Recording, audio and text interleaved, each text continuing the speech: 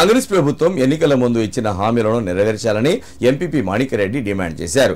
సిద్దిపేట జిల్లా చినుకూరు మండల కేంద్రంలో మీడియా సమావేశంలో మాట్లాడిన ఆయన అబద్ధపు హామీలతో గద్దెనెక్కిన కాంగ్రెస్ పార్టీని ప్రజలు నమ్మే స్థితిలో లేరని తెలిపారు. ముఖ్యమంత్రి రేవంత్ రెడ్డి, మాజీ ముఖ్యమంత్రి కేసీఆర్ సిద్దిపేట ఎమ్మెల్యే హరీష్ రావు పైన విమర్శలు చేయడం మానుకోవాలని హితవు పలికారు. మెదక్ బీఆర్ఎస్ అభ్యర్థి మద్దతుగా ఏ గ్రామంలో ప్రచారం నిర్వహించినా ప్రజల నుండి మంచి స్పందన వస్తుందన్నారు.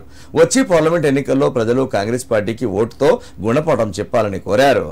పార్లమెంటు అభ్యర్థి ఎన్నికల ప్రచారం జరుగుతున్నది. పార్టీ క్యాడర్ కానీ గ్రామాలకు సంబంధించిన ఇన్ఛార్జ్ కానీ బ్రహ్మాండంగా పనిచేస్తూ ఉన్నారు. వెంకటరామరెడ్డి గెలుపు ఆల్రెడీ ఖాయమైపోయింది. మెజార్టీ మాత్రమే డిక్లేర్ కావాల్సి ఉంది. హరీష్ రావు గారు చేసినటువంటి అభివృద్ధి కార్యక్రమాలను దృష్టిలో పెట్టుకొని ప్రజలు పెద్ద ఎత్తున ముందుకు రావడం, వెంకటరామరెడ్డి గారికి ఓటు వేయడం జరుగుతూ ఉంది.